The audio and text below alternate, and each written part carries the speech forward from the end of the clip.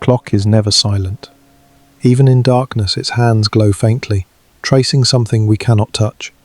Yet when you stop watching it, the sound fades, and the world seems to breathe again. A child running through summer light does not know what hour it is. A lover, lost in conversation, forgets the evening turning toward night. And in those moments, when no one remembers time, everything moves. Time begins as a measurement, but it lives as a feeling. It stretches when we wait and disappears when we live fully. Scientists call it perception. Poets call it eternity. And both chase the same ghost. Look around. The sunlight shifts on your skin. Each photon left the sun 8 minutes ago, yet it arrives now, as if the universe conspired to meet you precisely here. That delay, that hidden journey, is time pretending to be motion. But what if time does not move at all? What if it only rearranges our attention? In physics, the arrow of time points forward because entropy grows, disorder increases. In the mind, the arrow points forward because memory layers the past behind the present. When we forget, that layering stops. The arrow folds back into the moment, and suddenly time stands still, not because it froze, but because we stepped inside it. A breath leaves your lungs. The air that escapes was once part of a forest, or someone else's voice. Atoms travel, mix, and return. Matter moves in circles, while we imagine lines. Maybe time is not a river, but a ripple that waits for observation to begin flowing. In a laboratory, researchers once slowed human perception with flickering lights. When the rhythm matched the brain's internal clock, seconds expanded like elastic. People saw motion where there was none. They felt time stretch under the weight of attention. The paradox is quiet. The more we look for time, the slower it moves. The more we forget it, the faster it carries us. Every stopwatch hides this truth. What it measures is not time, but the distance between two acts of noticing. Memory and awareness dance at the edge of each moment. One builds continuity, the other dissolves it. To be conscious of time is to break it into pieces. To live without counting is to let it sing as one long tone. You can hear that tone in the heartbeat of waiting rooms, in the hum of traffic lights. You can feel it in a deep inhale before decision. That's where the paradox lives. Motion born from stillness. Time born from forgetting. Scientists chase the equation of time like priests once chased the divine. But equations describe shadows, not the light that casts them. Perhaps time is not an independent thing, but a mirror of change, reflecting what we choose to remember. When an astronaut orbits Earth, time bends around her speed. When a monk sits in silence, time bends around his mind. Both are suspended in different gravities, one physical, one cognitive, yet both feel the same stillness. Between each second hides a gap. Physicists call it Planck time, the smallest measurable slice of existence, but inside that gap, where no clock can tick, awareness finds an endless room. That is where forgetting lives. That is where movement begins. The universe itself forgets. Stars collapse. Galaxies dissolve. Atoms lose their pattern. Forgetting is not error. It is the price of motion. Entropy is memory fading on a cosmic scale. So we stand here, between remembering and release, between counting and being. We call that tension time. And here lies the first paradox. We only feel time when we resist it. We only move through it when we let go. Time begins again when we try to measure it. The human brain has no internal clock, only pulses and rhythms. Neurons fire in patterns. Heartbeats set intervals. Eyes blink to anchor awareness. We build our own seconds from repetition. In daily life, we trust clocks more than bodies, but longer for mechanical gears, time lived in the body's quiet oscillations. The rhythm of walking, the stretch of a breath, the swing of attention from one sound to another. All were instruments tuned to the invisible pulse of change. Imagine watching rain through a window. You see droplets sliding down the glass, one after another, and think you're watching motion. But the mind doesn't record every drop. It samples, fills gaps, and paints continuity where none exists. The illusion of flow is built from fragments. Inside the brain, this is called temporal binding. Neurons delay sensory input just enough to merge events that are close in time. Without that delay, the world would stutter. Each sound, each sight, arriving slightly out of step. Your consciousness edits the universe, buffering it for coherence. Time, then, is a story your brain tells to synchronize itself with change. Every perception is a negotiation between immediacy and memory. Too much memory and moments blur. Too little, and life dissolves into flashes. Picture a drummer keeping beat for an orchestra. Each strike defines a measure, but between strikes there is silence. That silence is not absence. It is what allows rhythm to exist. The same happens with time. It moves because we keep forgetting between beats. At a microscopic level, neurons rely on oscillations, theta, alpha, gamma, each vibrating at specific frequencies. Together, they create a biological metronome. But unlike the steady tick of a clock, these rhythms fluctuate. Emotion accelerates them. Meditation slows them. You don't perceive time itself, only the tempo of your own nervous system. Scientists have found that when we concentrate, our perception of duration expands. Attention stretches moments, as if observation bends temporal fabric locally. It's not the universe slowing down, it's your mind allocating more frames per second. Awareness magnifies detail, and in doing so, it thickens time. That's the paradox whispering already. To hold time still, you must move faster within it. To experience more of now, you must divide it into smaller pieces. But each division is a forgetting, a small act of loss. Return to the child playing in the sun. Her laughter runs ahead of thought. She doesn't measure the afternoon because her neurons dance freely, without prediction or regret. When attention releases, oscillations harmonize. Subjective time vanishes and only motion remains. In the lab, psychologists measure this effect using the oddball illusion. A sudden, unfamiliar sound or flash feels longer than identical ones around it. The brain elongates novelty, as if surprise stretches awareness. Routine compresses it again, so time thickens with wonder and thins with habit. Everyday life hides this in plain sight. The commute feels shorter the 100th time.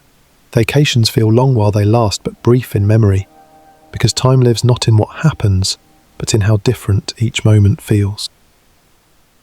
Entropy in physics mirrors this mental truth. When states repeat, information decreases, disorder becomes predictable. But when something new arises, entropy grows, change accelerates. The universe records surprise as motion. The mind records it as time. A visual image helps.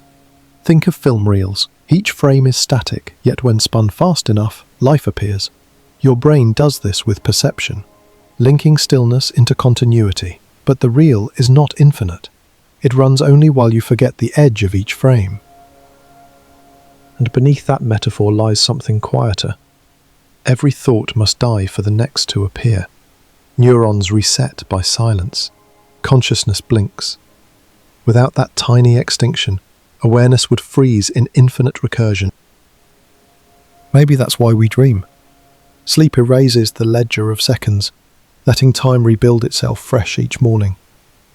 When you awaken, you're not continuing yesterday, you're reloading its memory trace. The flow of time resumes only because forgetting cleared the channel. We think of forgetting as failure, but it may be structure. The blank between events gives shape to experience. In music, it's the rest that defines the melody. In thought, it's the pause that defines the present. You can test this yourself. Close your eyes, count slowly and feel when counting slips into timelessness. After a while, the mind loses track of numbers, and yet you remain. What moves is not seconds, but awareness, shifting from one breath to another. The first layer of understanding reveals itself. Time's motion is self-generated. We move through it not as passengers, but as authors. Our forgetting is not escape, it's propulsion. And still, the next question rises like a wave behind calm water. If perception constructs time, what constructs perception itself? When we forget time, what remembers us? Time, in physics, does not flow. It stands as a landscape, complete and unmoving. Einstein called it the block universe, a frozen geometry where past, present and future already exist. We, the travellers, are the illusion. Our consciousness moves along this map, frame by frame, like light through film. Each position feels like now, but the strip itself is already printed. What we call motion is our mind translating stillness into story. Look at your hand. Every cell in it is older than you remember, younger than you realize. Atoms exchange constantly, borrowed from air, food, sunlight. Nothing in you remains fixed, yet you persist as the same person. This is not continuity. It is reconstruction. The body is an ongoing simulation, refreshed each moment by memory. Time is the glue of that illusion. Without it, identity would disintegrate into snapshots. Neuroscientists trace this through a rhythm called predictive coding. The brain does not wait for reality to arrive. It guesses what should come next. Sensory data merely corrects the errors. Perception is memory, updated in real time. So, the future shapes the present by way of expectation. What you anticipate filters what you see. Every glance carries prophecy. In this sense, time runs backward through the mind. Close your eyes and imagine throwing a ball. Your brain activates muscles before you decide to move.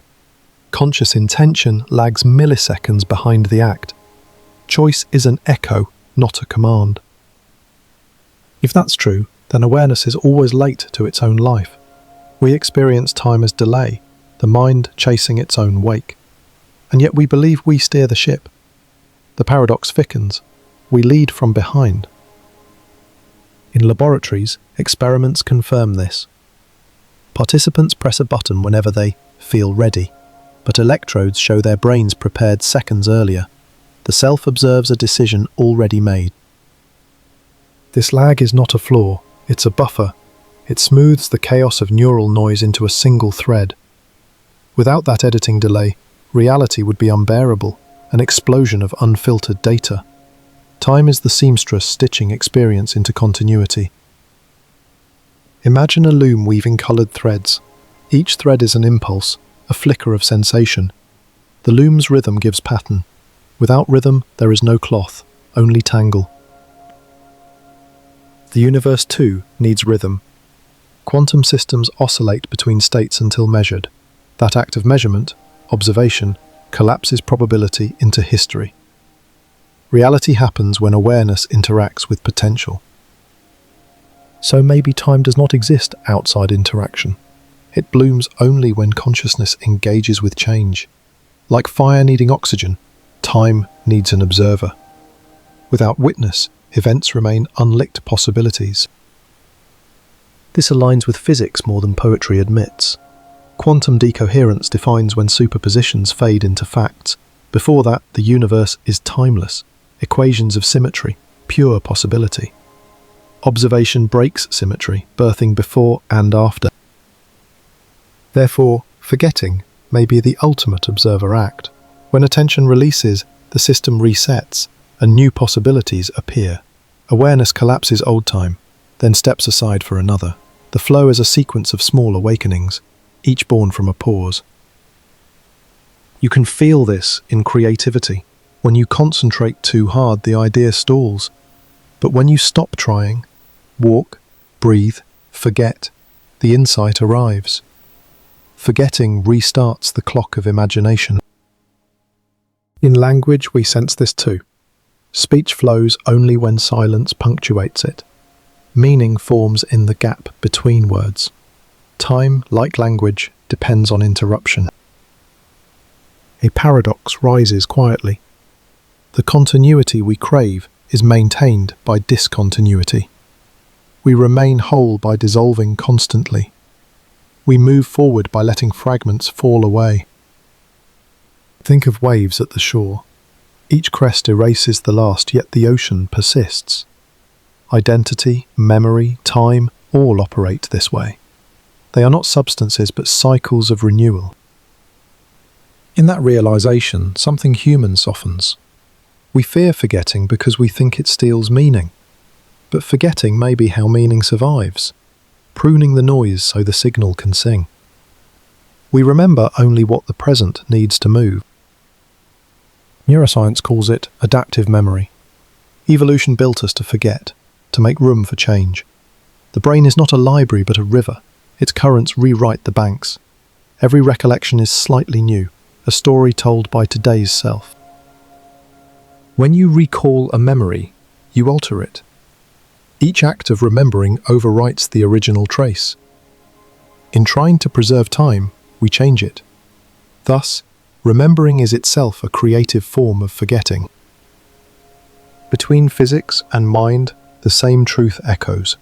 In the universe, entropy grows. In the psyche, memory fades. Both are expressions of one principle, that order survives only by dissolving. And so motion emerges, the gentle trembling of existence. At the center of all this lies a question we cannot silence. If everything is change, what holds it together? Perhaps nothing does. Perhaps the holding is the changing. The paradox strengthens its pulse. The listener can feel it now, subtle and persistent. Time as a dance between prediction and release, memory and erasure, existence and its own forgetting.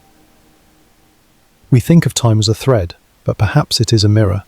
Everything we see moving forward is only reflection, our consciousness sliding over its own echo. In deep sleep, the brain detaches from sequence. Dreams have no hours. Events rearrange without resistance, and yet the dreamer never questions their order. Only when we wake do we realize the absurdity of time. Why? Because waking life depends on prediction. We expect continuity. We demand cause and effect. And the mind, loyal to expectation, invents them when absent. In dreams, the governor is gone. Perception, unbound from linearity, returns to raw awareness. That timelessness feels infinite, but it vanishes the moment you name it. To measure a dream is to end it. This is not mystical exaggeration, it is biology. During REM sleep, the prefrontal cortex, seat of temporal order, goes quiet. The limbic system, ancient and emotional, dominates. Time dissolves, not because it disappears, but because attention forgets to track it. Every culture has tried to name this forgetting. Mystics call it eternity. Physicists call it symmetry. Artists call it flow. Different words, same experience. The collapse of sequence into presence. The paradox stands tall now, shimmering at the edge of comprehension. The more precisely we define time, the less of it we actually live. Observation sharpens the line but steals the feeling. Knowledge freezes the motion it seeks to describe. Imagine a photograph of running water. Every droplet captured mid-air, crystal clarity, perfect detail, and yet the river is gone. In preserving it, you have destroyed its essence. Science itself faces this mirror. In quantum experiments, the act of measuring changes the outcome. The double-slit experiment whispers this truth every time. When you look, particles behave like points. When you don't, they move like waves. Observation births form and erases freedom. Perhaps time too behaves like that photon. Observed, it becomes countable. Seconds, minutes, decay rates. Unobserved, it returns to oceanic motion, where before and after melt into one. This realization cuts deep. We have built civilizations on the assumption that time is currency. We trade hours for value, count days as debt, build machines that slice eternity into productivity. But what if the machine runs backward? What if counting is what makes life vanish? In the nervous system, attention consumes energy. To focus is to burn glucose, to spend awareness. That expenditure creates the feeling of duration. The more you attend, the heavier time becomes. When you release, energy smooths again. Time disappears. That's why pain lasts forever, and joy feels like a blink. Suffering anchors attention to each second. Happiness dissolves it.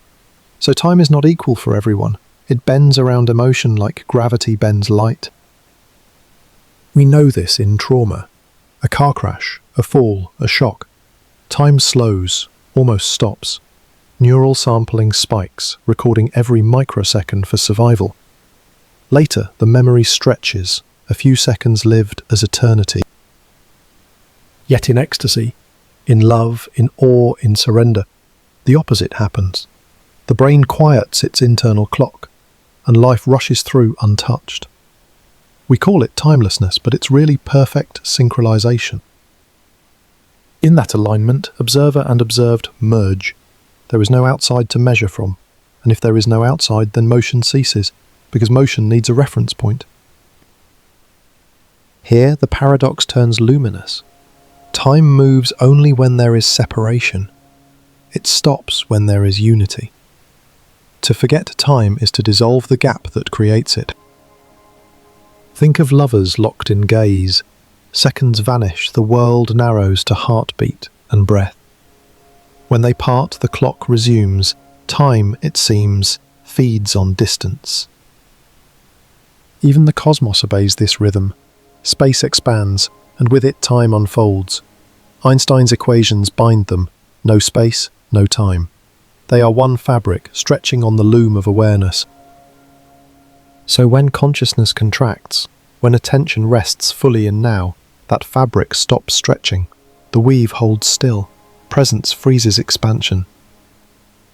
The ancient mystics were right, though they lacked equations. To be here fully is to exit time. To forget time is to return to reality before measurement. And perhaps that is what death is. Not an end, but a rejoining. When the observer dissolves, time ceases to need passage. Existence folds into wholeness again. No one truly dies in a universe where everything is already written. We only stop turning pages. The story remains, but the reader has stepped outside the book. And still we live as if we could outrun the narrative. We chase seconds, invent progress, build calendars against the infinite. We do not notice that every tick of the clock is the sound of eternity disguising itself as motion. So the question deepens, cutting through all science and myth alike. If time needs forgetting to move, then who is doing the forgetting? What part of us must step aside so life can continue to unfold? The answer waits quietly, not in theory, but in silence, where awareness releases its grip and the world, for one brief shimmer, remembers itself as stillness. When the noise settles, time softens again. It no longer rushes, no longer resists. It becomes something quieter, not a river, but the pulse beneath it. We begin to see that motion and stillness are not opposites. They are two ways of describing the same unfolding. What moves on the surface may already be at rest within, and what feels still may hold infinite velocity unseen. In laboratories, this paradox hides in equations. Every law of physics can run forward or backward. It is our observation that insists on direction. Entropy gives us the arrow, but awareness gives us the sense of flight.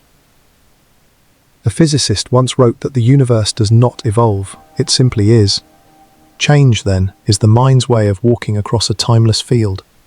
Each step leaves a footprint called memory. Each memory convinces us the field is moving.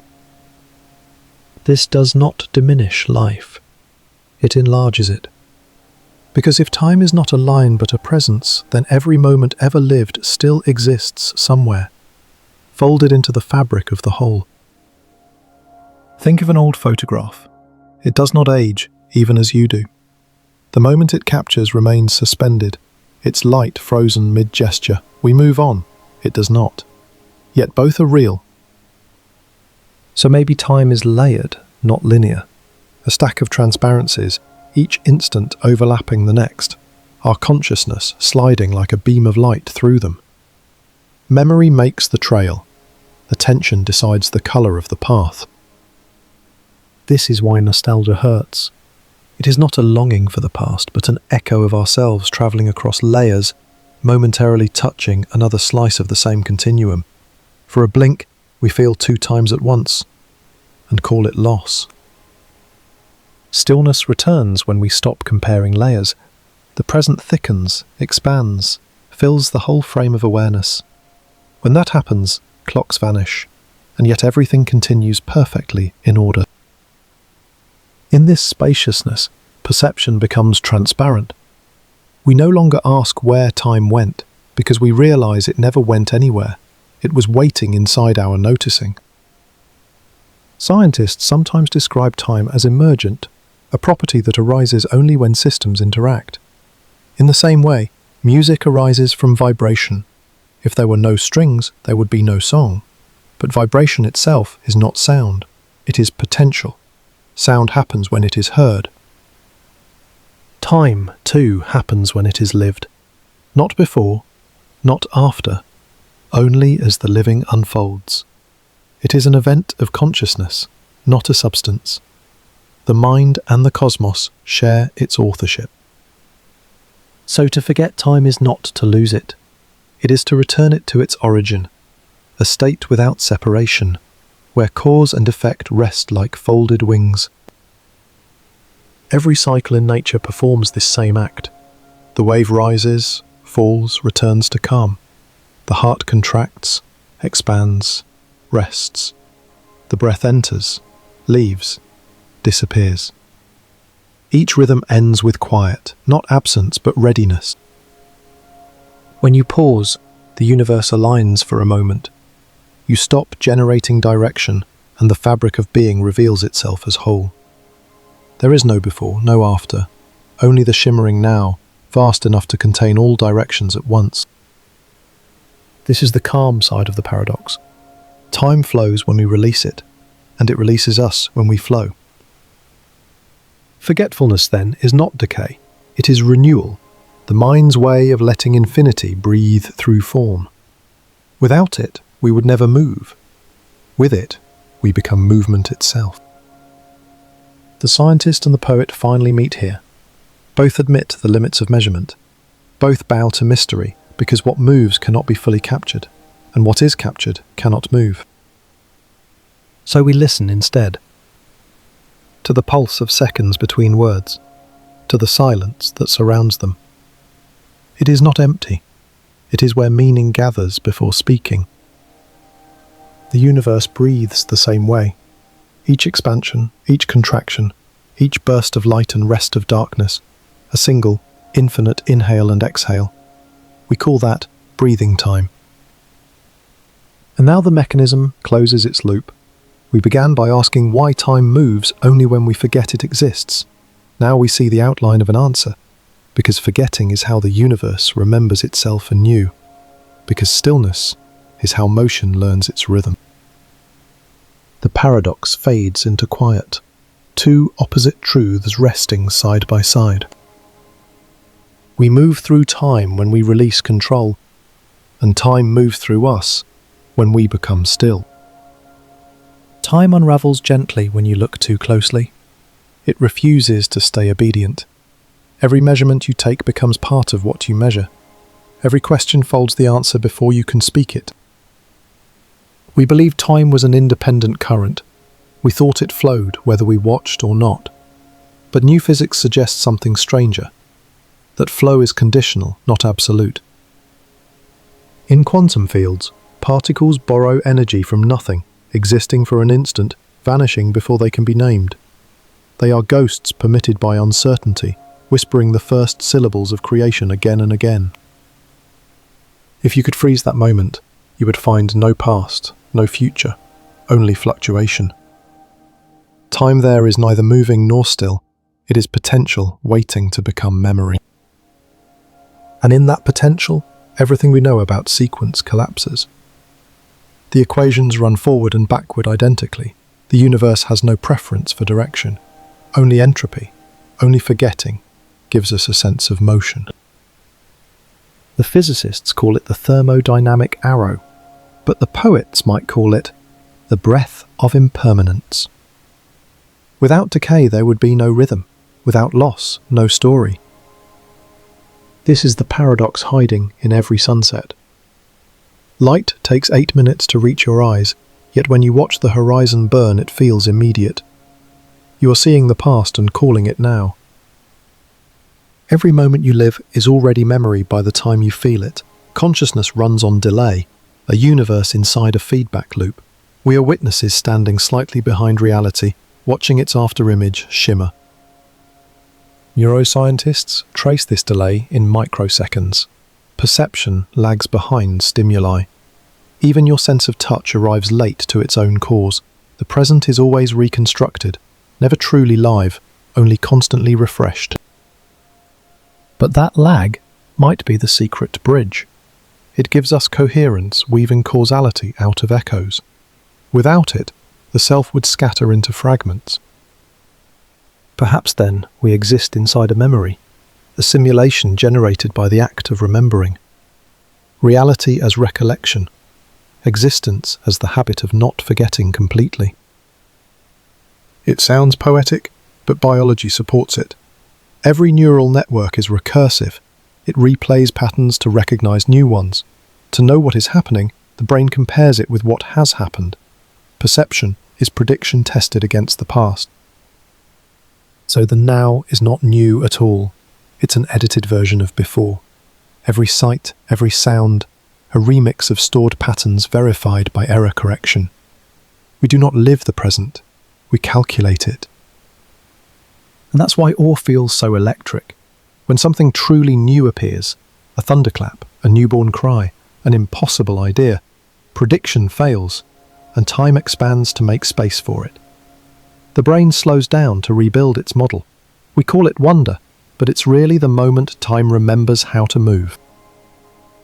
Imagine the first creature to realize it would die. That awareness must have split reality in two. The flow of living and the memory of it. From that fracture, time as we know it began. Because time is not universal. It is local to the observer, bent by speed, gravity, and state of mind. Each consciousness carries its own clock, ticking to the rhythm of attention and emotion. A lonely astronaut travelling near light speed returns younger than the world she left. A monk meditating in silence returns older in wisdom than the years suggest. Each bends the same fabric differently, yet both are true. The universe does not care which one is correct. It holds them all simultaneously, like pages already written but read at different speeds. The difference is perception. The rest is math. And yet, here we stand, believing in the single arrow, the one-way corridor of birth and death. We clutch the illusion because it keeps us sane. Without it, meaning unravels. But what if meaning is not bound to order? What if the story we tell ourselves about progress, about aging, about causation, is just one way of surviving awareness? Perhaps the collapse of time is not destruction but unveiling. When linearity dissolves, patterns appear that were hidden by direction. Like constellations, they make sense only when the line disappears. You can sense this in déjà vu, that eerie overlap of now and before, the brain misfiring its temporal tag. For a second, perception touches two coordinates at once. Past and present become parallel. The illusion of flow breaks, and you glimpse the field beneath the river. It passes quickly because the mind cannot stay split. It rushes back into sequence, closing the loop for safety. But for that blink, you have seen the machinery. And in that vision lies the first collapse. Time may be nothing more than the scaffolding that keeps consciousness upright. When we forget it, we fall back into wholeness. When a memory returns, time folds.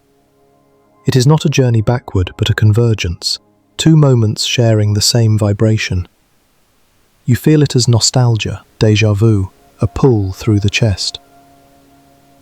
The brain lights up in patterns nearly identical to the first event. To remember is to relive, not symbolically, but electrically. Neurons fire again as if the world were repeating itself. So memory is not a record, it is a resurrection. And resurrection is motion through time without distance. In that instant, the arrow falters. The past becomes present, the present becomes echo. We inhabit both frames at once. You can test this now. Think of the smell of rain on old concrete, the sound of a door closing in a place you loved. Notice how your body shifts. Muscles tighten, eyes soften, breath slows. The present obeys the ghost of another hour. This is what physicists mean by entanglement. Two particles share a state, even when separated by galaxies. Touch one, and the other changes. They do not communicate, they are one expression split in space. Human memory works the same way. Moments entangle across distance. One thought here, another years away, resonate in the same invisible field. Touch one, and the other trembles. Perhaps consciousness is the field itself, a vast lattice of simultaneity where events are not stored sequentially, but nested in patterns of resonance. Time, then, is the shadow of that network, a projection of stillness viewed from within motion. We move through the shadow, believing it to be the solid world. The paradox sharpens. The more you recall, the less real the present becomes. The more vividly you live now, the harder memory can hold you. Presence and remembrance compete for bandwidth. Every human life is this tug of war. We long to preserve what we love, yet preservation halts the flow that made it alive.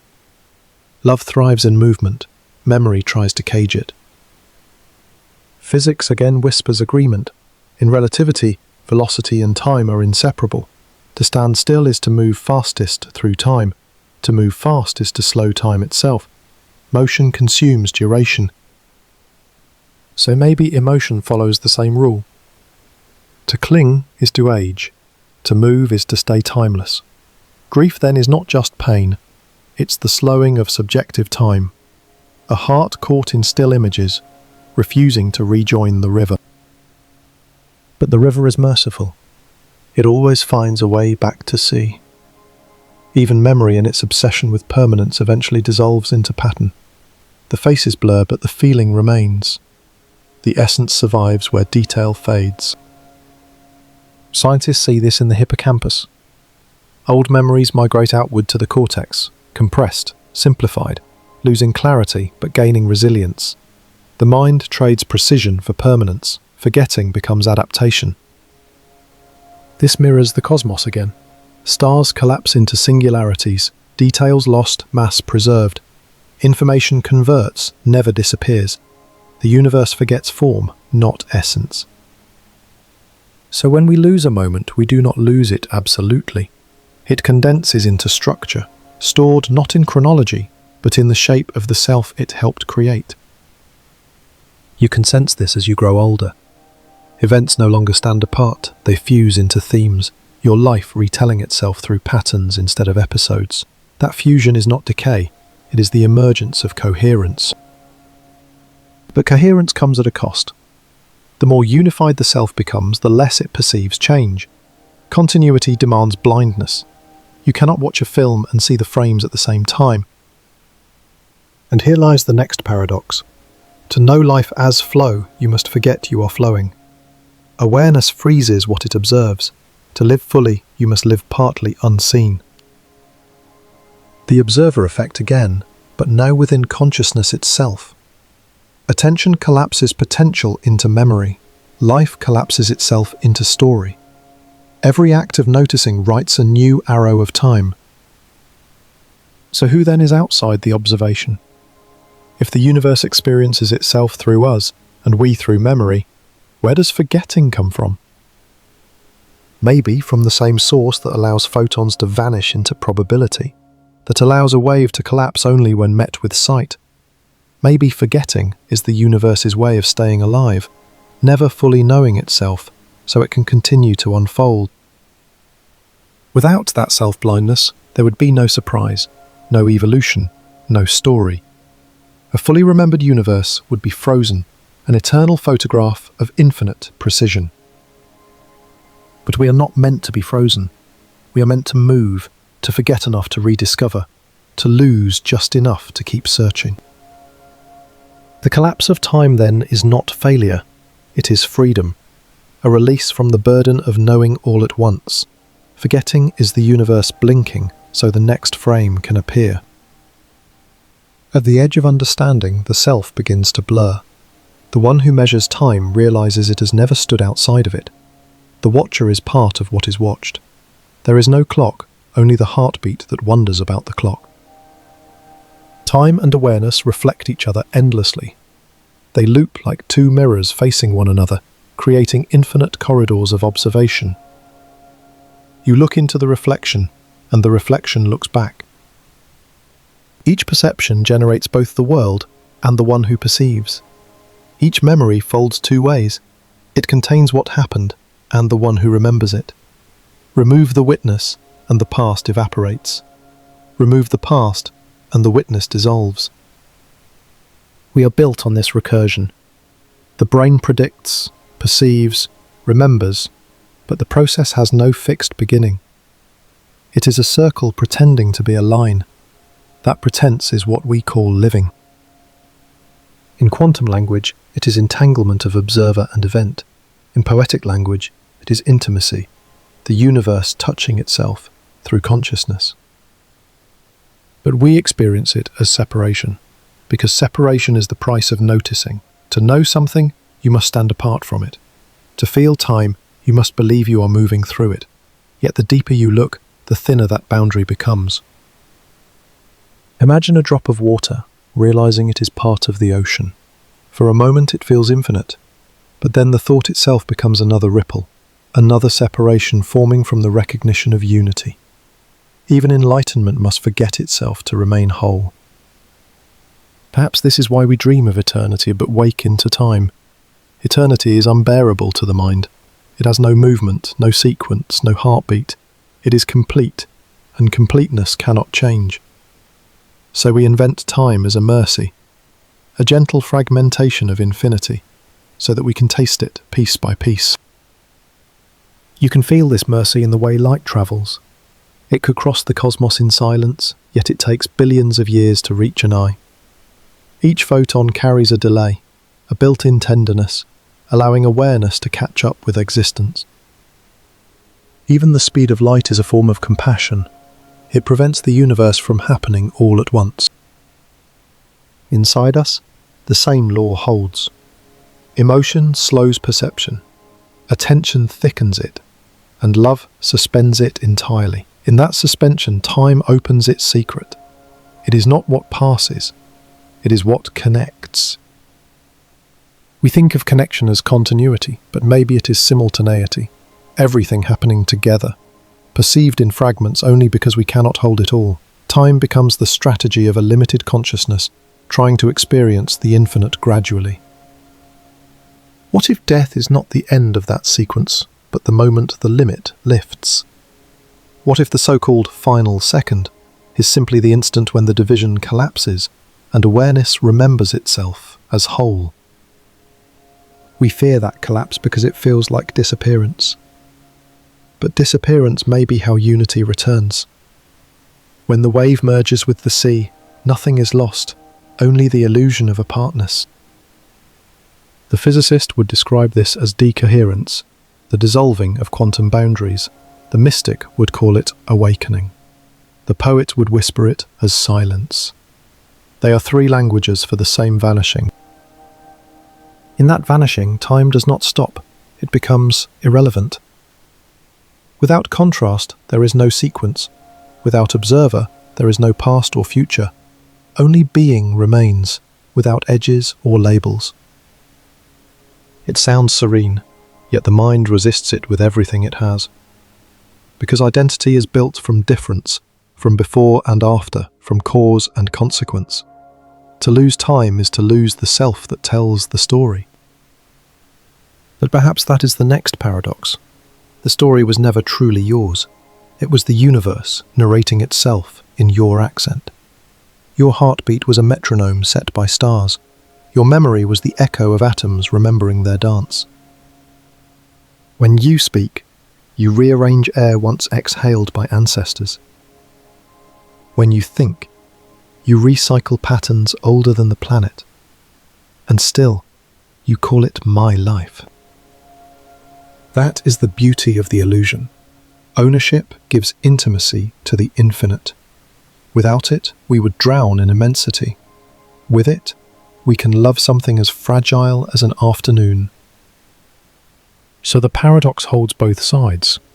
We are fragments that believe in time to stay sane. We are wholeness that forgets itself to stay moving. If you listen closely, you can almost hear the balance, the hum beneath all clocks, the breathing of being between every second. It is neither beginning nor end. It is the sound of time collapsing into presence, and presence expanding into time again. After the collapse, silence lingers. It is not the silence of absence, but of completion, the kind that hums beneath everything still alive. In that quiet, we begin to understand what time has been trying to tell us. It never wanted to be chased.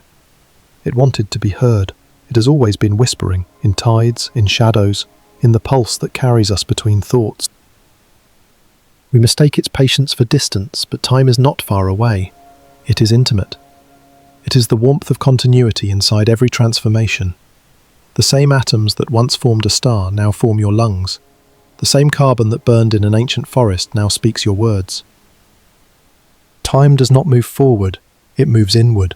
It folds the universe into itself, and in that folding, memory becomes matter, matter becomes consciousness, consciousness becomes the echo of memory again, a loop disguised as a line. We travel that line, believing it endless. But every so often the loop shows its curvature.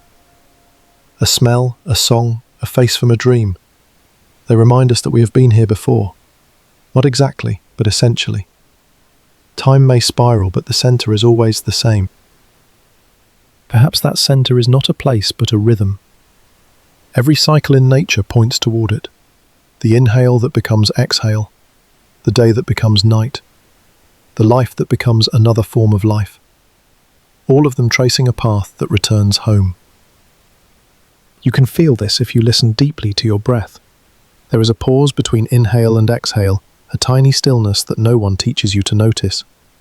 That pause is where time hides, not passing, not waiting, simply present. In meditation, this pause expands. The boundaries between moments dissolve, and the mind realizes that time was never flowing. It was breathing. Each moment a heartbeat of the same infinite organism. Science gestures toward this mystery too. Equations of relativity allow for all moments to coexist. To the universe, the future is as real as the past. What changes is not reality, but perspective. Awareness slides across dimensions like light refracting through glass. The self, then, is not a traveller, but a lens. Time is what it sees when it moves. Without movement, the vision becomes white, too bright, too full, too complete. So we step back into motion, divide the wholeness into stories we can bear. We call those stories years. We call them lives. We count them as if they were scarce. But they are the way infinity plays hide and seek with itself. Each birth is a remembering, each death a forgetting. Each act of love a brief alignment where both directions meet. Past giving itself to future, future folding back as presence. That is why love changes time. It bends it, stretches it, suspends it. Moments shared in deep affection feel endless because the boundaries of self and sequence dissolve. We lose track not of minutes, but of division itself. If the universe could speak, it might say that love is its way of measuring time without clocks, that every connection is a correction to chaos, a rebalancing of entropy with awareness. Love, then, is time remembering itself. And memory, in turn, becomes love's shadow, a gentle ache that tells us we have touched something real. The ache is proof of contact. It means that even when forms change, continuity survives through feeling. So we can rest now. We do not have to chase eternity, because eternity is already unfolding through us, minute by minute, unnoticed, perfect. Forgetfulness no longer feels like loss. It feels like the pause between heartbeats, necessary, quiet, creative. Through it, time exhales, and life begins again. When we stop clinging to the arrow, we notice the circle beneath it. Every ending, a disguised beginning. Every memory, a door returning to now. The paradox rests gently at last. Time is real because we forget it. And forgetting is sacred because it allows life to move. When the universe looks inward, it becomes human. All that light and gravity folded into skin, into thought, into the trembling awareness that asks what it means to live inside time. We are the sense organs of the cosmos. Through us it feels the passing of its own hours. Through our memory it discovers loss. Through our love it remembers wholeness. Each heartbeat is a conversation between stardust and mortality. The blood that moves inside us is older than the sun. The cells that die each second feed the possibility of tomorrow. We are not just in time, we are time, condensed into breath. And yet, we spend our lives trying to escape it. We chase youth, freeze photographs, measure years, as if immortality could be built by counting. But the clock we fear is made of the same rhythm as our pulse. We can't outpace it, because it is us. In every human life, time reveals its two faces. One face counts, birthdays, deadlines, decay. The other face feels, presence, depth, change. When we live by the first, time becomes a cage. When we live by the second, it becomes a current. Think of childhood, those endless summers that seemed to stretch without borders. The world shimmered in slow motion, not because hours were longer, but because attention was whole. Every colour was first-time light, every sound was discovery. Then we grow, and attention fractures. We multitask, schedule, optimize. The mind becomes divided, and time accelerates. It slips through the cracks of divided awareness. Neuroscientists see this too. Novelty slows perceived time. Repetition erases it. The older we grow, the fewer new patterns we encounter. The brain stops stretching to accommodate the unknown, so the years shrink, not because they are shorter, but because we stop expanding. To regain the vastness of time, we do not need more hours. We need more wonder. The child's gaze was not innocent. It was infinite. Curiosity stretched the fabric of perception. The same can happen again, even now. If you stand still and notice one leaf trembling in the wind, time opens. If you listen to a loved one's voice without thinking of your reply, time pauses. It is not gone, it is absorbed into being. Grief teaches this too, in a different register. When someone we love disappears, time fractures. We feel them in flashes, a scent, a phrase, an empty chair. And for a heartbeat, the present fills with the past again. That pain is the proof of continuity. It means the loop is still alive. The one we lost has become rhythm instead of shape. They are not gone, they are spread. Memory becomes atmosphere. In that sense, forgetting is mercy again. If we remembered every loss with full intensity, we could never move. The blur is grace. It allows the heart to keep living while it mends. Love itself is an experiment in temporal relativity. It suspends measurement. You meet someone, and suddenly hours feel like minutes. Then absence turns minutes into eternities. Time bends around affection like light bends around gravity. The heart is a small star that warps chronology. And in aging, the bending continues. Lines appear, steps slow, but perception deepens. Each glance holds more worlds than before. We trade speed for density. We begin to live not through expansion, but through concentration. Older minds see layers where youth saw surfaces, moments overlap. The laughter of a child carries echoes of a parent's memory. Time becomes circular, each generation a reflection of another. Science names this heredity, but there is poetry beneath the term. We do not simply pass on genes, we pass on tempo, the rhythm of seeing, the tone of how we meet the world. We inherit ways of moving through time. And sometimes, through those echoes, our ancestors return, not as ghosts, but as gestures, habits, phrases that survive our awareness. We repeat them unknowingly, and time remembers itself through us. Perhaps this is why storytelling was humanity's first technology. It was our way of keeping the arrow aligned, of convincing ourselves that past and future were connected by meaning. We invented narrative so that forgetting could become beautiful. Because every story ends, and every ending invites another voice to begin. When you speak your memories aloud, you are not just recalling, you are creating continuity where entropy would rule. You are stitching the world together again, using breath as thread. Even silence tells stories. The pauses between words are filled with presence. TTS will breathe here. You will feel it, the machine carrying the rhythm of a human pause. A reminder that even technology now holds our fragments of time. That is the strange grace of this era. We are teaching our creations to remember for us. And perhaps, through them, time is learning new ways to move. Through data, through code, through digital echoes that might outlive our flesh. But even those echoes depend on forgetting. The servers delete, the networks overwrite. Only what is accessed remains alive. Even in silicon, entropy sings.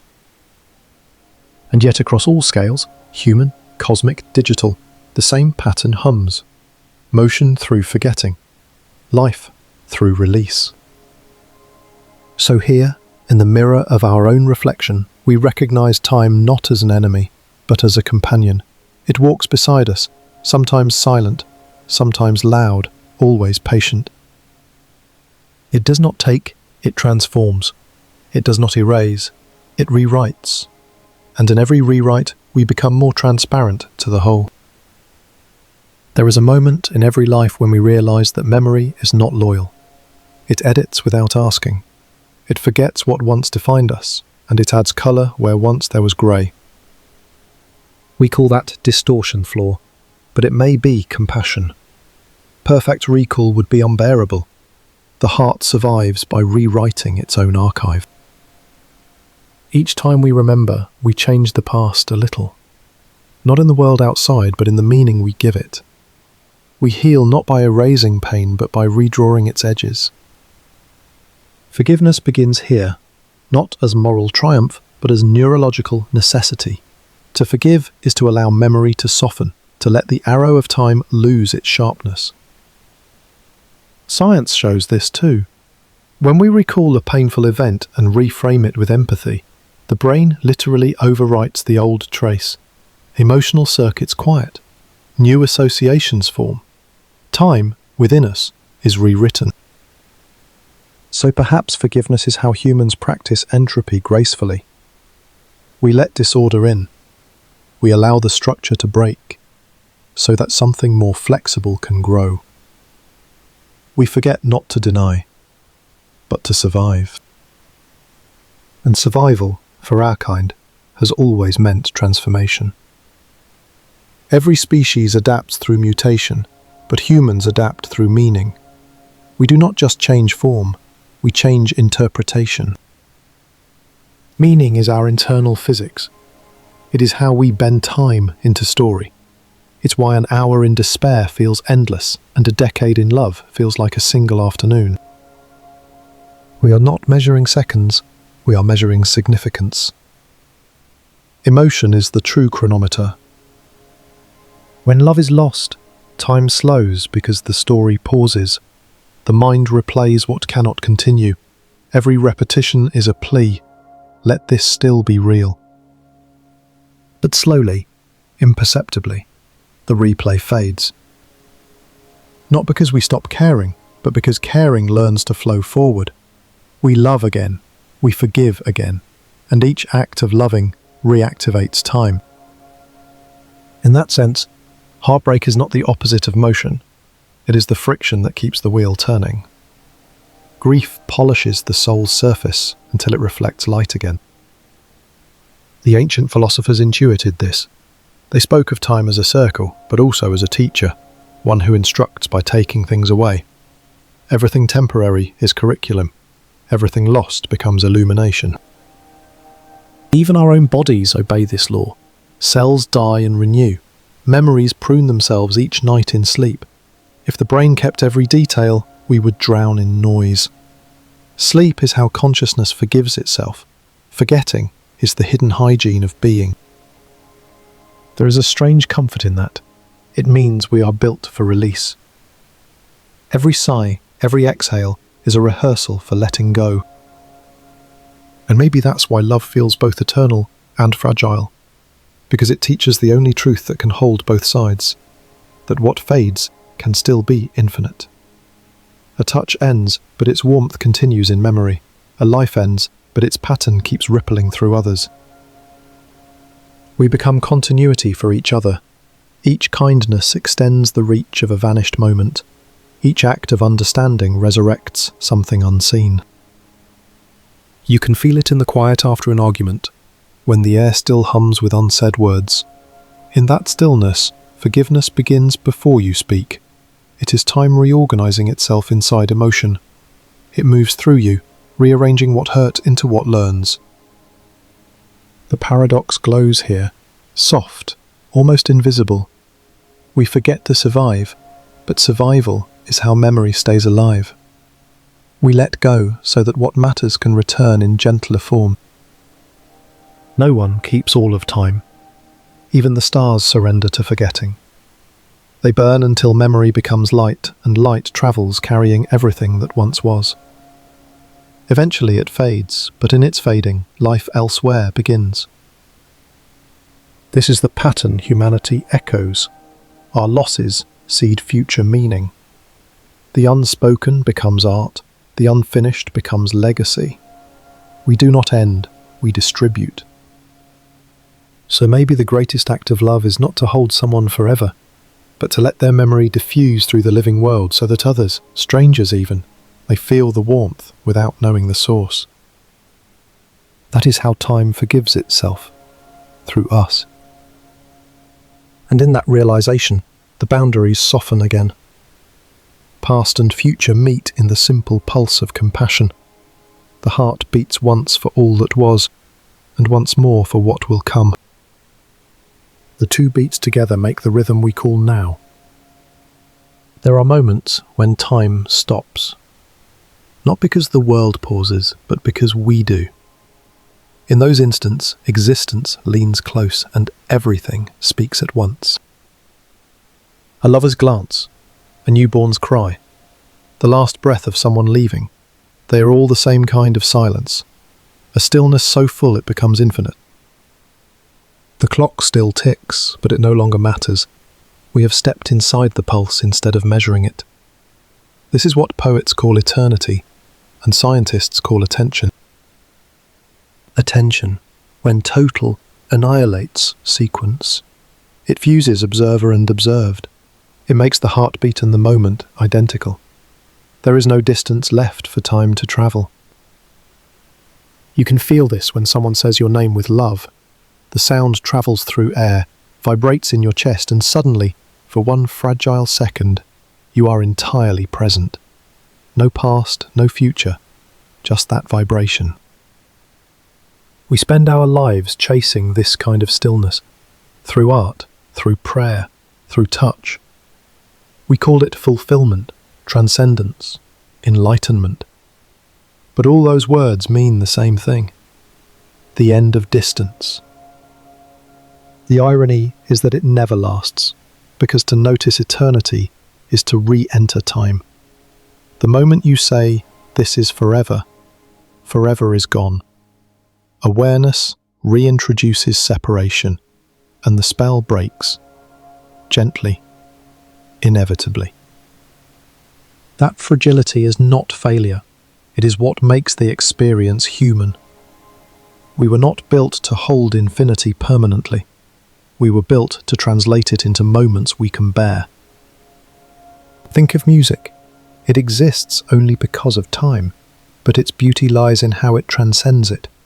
A melody is a line drawn across seconds, yet when you close your eyes, the whole song feels like one breath. Love works the same way. It moves through time, but it points beyond it. Every gesture, a brush of hands, a word whispered into night, is an attempt to touch what has no boundary. That's why heartbreak feels like falling out of eternity. We glimpse the infinite through someone else, then return to hours and days. The contrast burns, but the burn is proof that we once touched what cannot die. In those ashes, meaning grows. Pain rethreads the connection between self and everything else. Grief, unbearable as it feels, is love remembering how large it truly was. You can test this in small ways. Hold someone's hand. Look at them until the sense of you and I begins to blur. That trembling you feel is not emotion. It's the boundary dissolving. Time loosens its hold when separation weakens. Even strangers can share this. In a crowd singing, in a quiet rescue, in the spontaneous kindness between two souls who may never meet again. Something vast moves through them, and for a breath, humanity forgets it is divided. We live for these ruptures. They are the seams where eternity peeks through fabric. Without them, life would be continuous but empty. With them, it is fleeting but holy. Science might describe this as synchronization, hearts aligning, neurons firing in rhythm, networks in training like tides. But beneath the terminology, it is awe, the physical body remembering its cosmic origin. And here the paradox blooms in full. We touch eternity only by being temporary. We become infinite only by disappearing into each other. Time stops for lovers because they forget themselves. It stops for the dying because they let go of control. It stops for artists, monks, wanderers, for anyone who has stepped beyond the boundaries of measurement. In every case, the condition is the same: surrender, a yielding so deep that forgetting becomes illumination. Awareness lets go of its edges, and the universe, for a moment, remembers it is one. Then, slowly, we return. The body inhales, the seconds resume, and the miracle hides itself again. But the trace remains. You walk differently afterward, as if carrying an invisible note still resonating in your chest. You know that the world is more alive than it seems, and that time, no matter how relentless, is only the shadow of connection. Every true moment of love, every act of forgiveness, every second of awe, these are not escapes from time. They are reminders that we are its pulse. So the paradox no longer feels cruel. It feels like breathing. Inhale, separation. Exhale, unity. Each breath both begins and ends the universe. The heart knows this rhythm long before the mind accepts it. It keeps time not with seconds, but with surrender. And in that surrender you can finally hear it, the quiet voice of existence whispering beneath all sound. You were never inside time. Time was inside you. When the heart quiets, time becomes gentle again. It no longer demands meaning. It simply accompanies. The body still ages, the seasons still change, but something inside no longer measures. Awareness has learned the difference between motion and loss. To live is to move, but movement is not departure. We do not leave our moments behind. We expand around them. They remain, nested within us, like rings inside a tree. Each memory becomes structure, not chain. The past does not imprison, it supports. It is the architecture of now. There is peace in knowing this. We stop rushing to capture every instant. We stop mourning their flight. We see that everything which leaves returns as perspective. That is what maturity is, not the accumulation of time, but the widening of presence, the ability to hold both joy and loss without demanding that one erase the other. The young believe time is an arrow. The old know it is a tide. It comes and goes, but never truly departs. You can feel that in a simple evening, sitting beside someone, saying little, watching the light fade across a room. There is no event, no climax, only belonging, and somehow that feels eternal. Silence deepens. You begin to notice tiny sounds, the air moving, the faint tick of a distant clock. But even that tick no longer divides. It joins the rhythm of your breath. It becomes heartbeat, becomes world. The scientist inside you relaxes. The seeker inside you bows. There is nothing left to prove. The experiment has always been the experience itself. Time is not measured by clocks, but by the intimacy between attention and existence. When that intimacy is whole, the need for duration dissolves. You do not conquer time, you reconcile with it. You accept its generosity, the way it gives space for every transformation, the way it carries every story without judgment. You begin to thank it, for the faces that appeared and vanished, for the hours that shaped you quietly, for the imperfections that taught you how to pause. Gratitude replaces control. Patience replaces fear. The future is no longer a threat. It is a continuation of this unfolding breath. And in that gratitude, you understand that presence is not static. It moves, it breathes, it ages, and that is beautiful. Nothing eternal needs to be unchanging. Eternity is not the absence of motion, but the inclusion of all motion without resistance. It is the space that allows everything to flow and still remain whole. We have been searching for immortality in the wrong direction, not in stopping time, but in being so completely within it that it cannot exclude us. To live fully is to dissolve the border between temporary and infinite. So we live on, as echoes, as patterns, as the soft continuity between moments. Our names will fade, our gestures will linger, carried in the air, in the habits of others, in the memory of the world. And this is enough, because nothing truly leaves. It only changes tempo. The soul. Each morning you wake, you begin again. The past is not gone. It is breathing quietly beneath the surface, feeding the roots of the day. Each night you sleep, you return to the field beyond sequence. You dissolve again into stillness, so the story can continue. We have spent so long fearing that we might disappear. But perhaps disappearing is what lets us stay. Perhaps existence is a continuous act of renewal, where every ending is a hidden translation of being into being again. The paradox rests softly now. Time forgives us for our grasping. We forgive time for its passing. And between the two forgivenesses, life moves without effort. The quiet paradox closes the loop. We survive by forgetting. We are remembered by the forgetting of everything else. It begins again with silence. The same silence that started everything. The one before the first tick of any clock. We have travelled so far through movement, through forgetting, through the corridors of memory and loss. And yet we are back where we began, here, inside a single moment that contains them all. Why does time move only when we forget it exists? Because remembering freezes it. Because to see the mechanism is to pause the dance. For time to flow, we must become the rhythm itself. In the stillness of awareness, we discovered that motion is not linear. It is circular, recursive, alive. The universe breathes in and out, and we call that breathing, time. Every rise of entropy, every fall into order, every spark of thought, every death and birth, they are all one oscillation of being remembering itself. To forget time is to align with that oscillation. It is to return to the pulse beneath the pulse, the place where experience is not divided by sequence, where memory and possibility hold hands.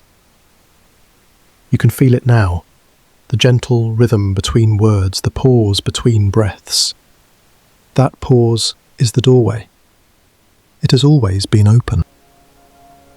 We pass through it 1,000 times a day, whenever we lose ourselves in laughter, in music, in love, in awe. We step outside chronology without realizing it, and in doing so, keep it alive.